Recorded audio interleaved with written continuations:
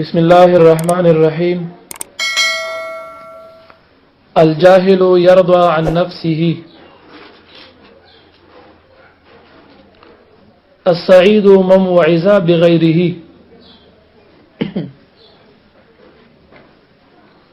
الناس باللباس، الناس على دين ملوكهم، القرض مقراض المحبة،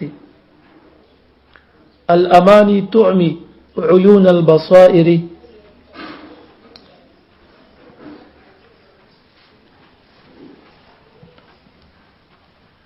جاهل انسان هغه وي چې د همیشه د خپل ځان ناراضي او خوشاله او خپل کوي د بل نه اوري او نه مني. دا به د جاهل علامه وي.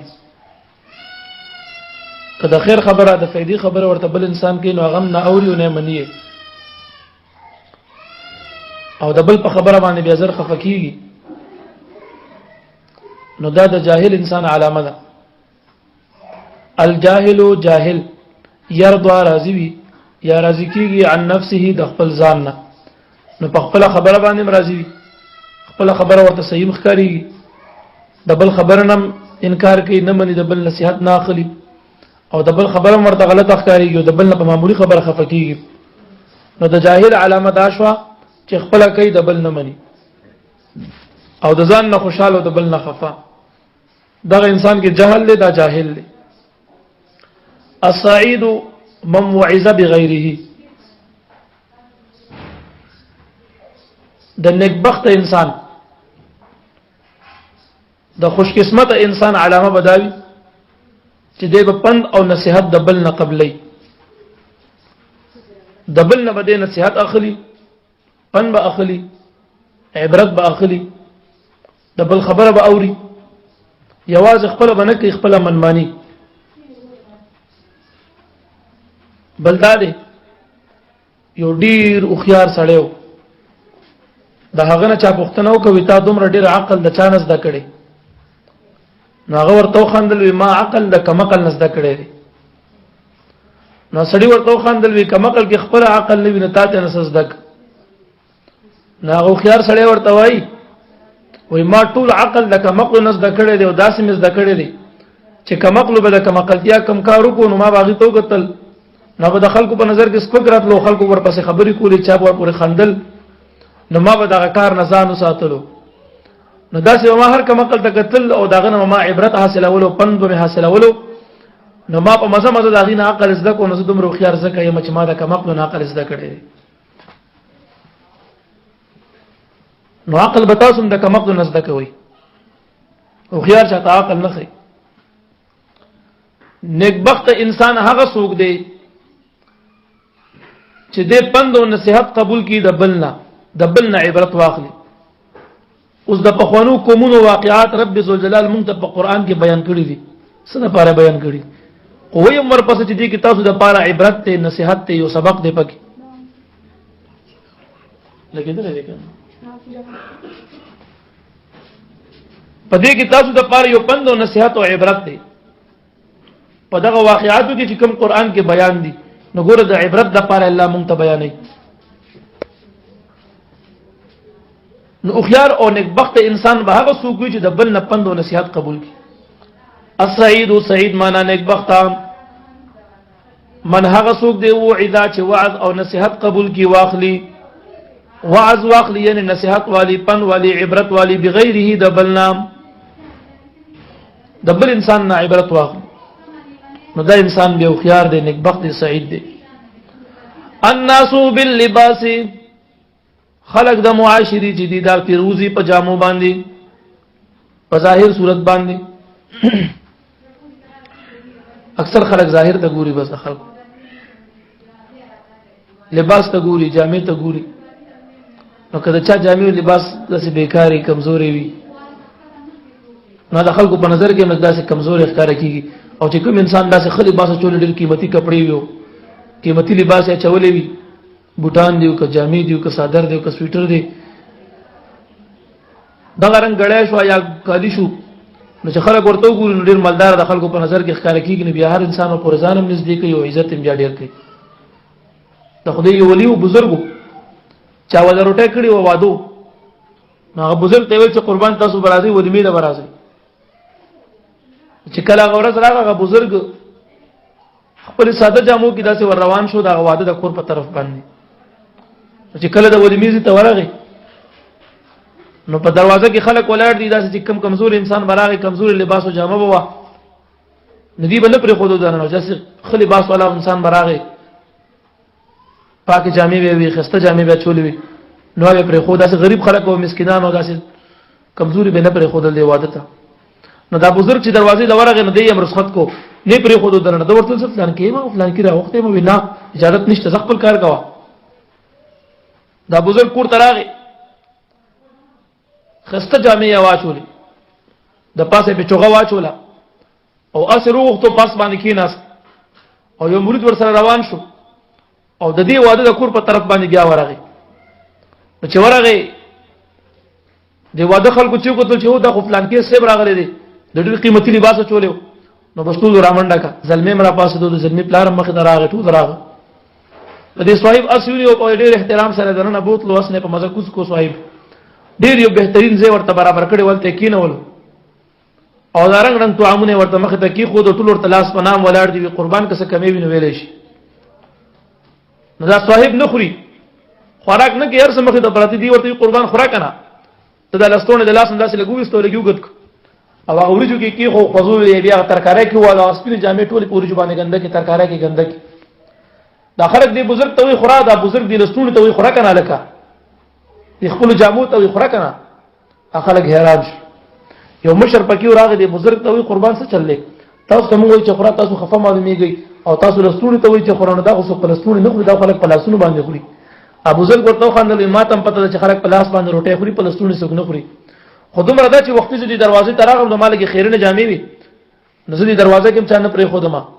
او اوس چې لکه پاکو قیمتي لباس واچو نو خلکو زما دومره عزت او احترام کو او دلته په قدر کینو لما نو پته لګي چې زما سو قدر لګي چې قدر کوي د جامو خلک قدر کوي مال سو روټه نه راکې کرا کوي نو د جامو له ور کوي نو زه سره خرم د جامې کې خوري به خوري کې نزل اړم د خدای په امان نن سبب په معاشره کې چې زیات قدر دی د لباس دی د جامې دی نو ځکه دا صاحب د کتاب وی الناس خلق چې دی باللباس دا په جامو تی روزي د دې اکثر نظرونه دا په جامو پراته دي بس د کوم انسان حیثیت جامې مامي لګي خوي د خلکو په نظر کې حیثیت خي او چې د چا جامې کمزوري وي لباس کمزوري او گاډي ور سره کمزوري سورلي کمزوري و نبي خلک دومره په قدر ورته نه ګوري الناس خلق باللباس په جامو دي اکثر د خلکو تیروتل په جامو کې الناس خلق على دین ملوکهم په دین د بادشاہ خپل باندې دي په معاشره کې د هر سړی د خپل بادشاہ په نظریه باندې رواني کله ملک بادشاہ کې دینداری راغه په تمام وطن کې به دینداری راشي او کله ملک بادشاہ عیاشو په تمام خلکو کې عیاشي پیدا شي کله ملک بادشاہ تمام نظریه دنیا طرف ته دنیا ګټه طرف ته وا کندونه کولاولو پیسې جمع کولو د خلک په دغه مرز باندې اخته شي نو کله ملک بادشاہ دیندارا عوام دیندارا او کله ملک بادشاہ دنیا دارو نو عوام هم دنیا دار شي په خو دینداری ډیره وا وجه دا و چې بادشاہان دیندارو نن سبب بي دیني او عیاشي ډیره ده وجه دا چې بادشاہان عیاش دي د خلکو واګي د بادشاہ په لاس کې چې په کوم طرف باندې بوزینو بوتلې شي الناس خلق چې دي علی دین ملوکهم په دین د بادشاہ خپل باندې دي نو که بادشاہي مسلمانو خلق بم دغس که بادشاہي بي دینو خلق بم بي دیني که بادشاہي دیندارو خلق بم دیندار ګرځيږي عمر فاروق سپټی کله بادشاہ نو په دنیا کې یو رعب او hebat طریقو سخت دیندار بادشاہ خدای ترسو د خدای نه ډېر یریدو یو ورځ د مبارک سخت بیمار دی حضرت علی سے یو باندې تلاله دغه غزین ځان سره یو حکیم را روان ورازی جو عمر فاروق سے بیمار دی علاج کوي بادشاہ وقت د امیر المؤمنین دی داغه علاج لا ما سره لاړ شي مدینه منوره هغه حکیم سامان راغستې د حضرت علی صاحب سره مدینه منوره ته روان دي پلار کې حضرت علی صاحب دی حکیم ته مخ راوړل او صاحب واپس شه بذکر تلاش حکیم صاحب حضرت علی صاحب ته وی حضرت علی صاحب ورته وی عمر فاروق صاحب وفات شو نو هغه حکیم ورته وی اے علی ولی د حضور علی السلام د وفات نه بعدم وحی نازلېږي وای خو په حضور علی السلام نازلې ده د غیب خبر به ورته ملاوېدلو تا ته څه پته ده تا ته چا ټلیفون وکړو هغه خو موبایل هم نشته اعلان وشو لسپیکر هم نشته ته ما سره روان ته ما ته وی چې علي عمر صاحب وفات شو دا واپس لاړ شه تا ته چا حل ویلو چې عمر فاروق وفات دي حضرت علي صاحب ورته وای ویندا مخامخ پټی ته وګوره حکیم ورته وکتل پټی کې یو چيله سره دا حضرت علي صاحب ورته وی دا چيله ز پیژنم چې دا چا چيله ده او دا پټیم پیژنم چې دا کم سړی پټی دی دا پردې چيله ده نن پدی پټی کې سریږي قسم بالله چې عمر فاروق صاحب بندې نو پردې چيله ده پردی پټی نه چرته غیا خړلې نو نن چې دا پردې چيله پردی پټی کې سریږي نو پته لګي چې عمر فاروق صاحب وفات شوی دی چې مدینه منوره تراغه تاسو کو رښتیا عمر فاروق صاحب مبارک وفات شوی نو عمر فاروق چې د خدای نه یریدو داغه په دور خلافت کې به د سالوم د خدای نه یریدل د پردی پټی مال ونه خړو نن چې بادشاہ د خدای نه یریږي نو خلک بسو یریږي چې بادشاہ کې دینداری نشته نو په خلکو کې لکه مراشي الناس خلق علی دین ملوکهم په دین د بادشاہ خپل باندې دي القرض مقراض المحبت قرض د محبت قیمتي ده اکثر د قرض د وجنه خواږه محبتونه ختم شي خسته رشتي ختم شي دنیا د لالچ او د قرض په معاملې کې اکثر جګړې په دې معاشره کې د دولت او د قرض نه بیا جوړي مونږ خلک وایو قرضدار خو چا وجه نه نو وجنه یې خو نه خو محبت کټ کوي کنه محبت کینچ کوي کنه اوم د دې قرض د لاسه بیا د محبتونه د خوږی دوستانه په دشمنه بدلېږي کنه نو چې د چا پوری معاملې وي یا چا سره تعلق وي نو باید چې قرض دې ور سره نه کوي کوشش دا کوي چې تعلق نه خرابې نو قرض معاملې ما چلاوه او کنه تعلق خرابول غواړي نو پیسو معاملات شروع کړي پیسو کې قرضونه شروع کړي نو محبت په ان شاء الله زر کینچي شي سرنګ چې کینچي کول کې د جامو وغیرہ نو داسې د محبت هم کینچي کوي خدا محبت د قرض په کینچي بیا کینچي کیږي القرض قرض دې مقراض المحبت دا کینچي د پاره د محبت دا الامانی امانی دا جمع د امنیتون دا په معنا د ارزو سره امید دا مونږ ارزوګان نه کوو چې کاش کې داسې وي او کاش کې داسې وي دغه ارزوګان چې دي دا امیدونه دا بے ځای په دې ځل کې د شیطان چې وګدوګ خیالات او امیدونه درچي دا د انسان د زړه سترګې مړندې وي د سر سترګې مړندې دغه انسان بیرون پون شي د آخرت فکر او د آخرت غم ته بیرون نوځي او کچا د لستم او امید درک چې ان شاء الله زبر داسې کوم زبر د لسوي نو کر کوم والا غړ غون تکي معمولی غون تکي حیثیت وي نبی موږ اند کانو چې دغه په هر خبره باندې بیا صدقت او امن او سلمنا بیا هر خبره منو او بیا ورته نه چې نه بکی گزار او قرباني کوي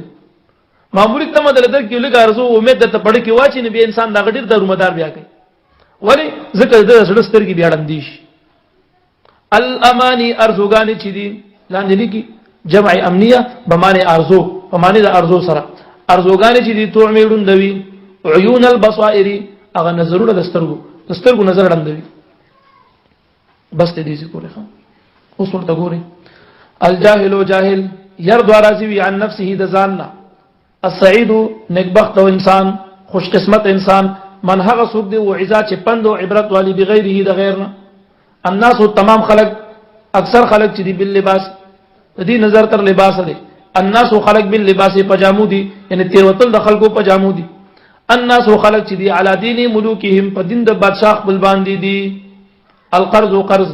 مقراض المحبت دا قنچی د پاره د محبت الامانی ارزوګانی تعمیرون دوی عیون البصائر نظرونه دسترګو لرا الجاهل جاهل انسان يرضى راضي عن نفسه ذاننا السعيد خوش قسمت او نیک بخت من هغه څوک دی وعظه چې عبرت او پن حاصل کی بغیره د غیر نام الناس خلق باللباس تروتل خلقو چې دی باللباس پجامو دي الناس خلق چې دی على دين ملوکهم بدین د بادشاہ خپل دي القرض مقراض المحبت القرض قرض معاملات چې دا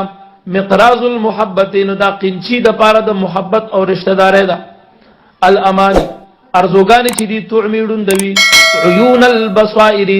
نظرونه دسترګو لرام دسترګو نظر پیډون دیږي بس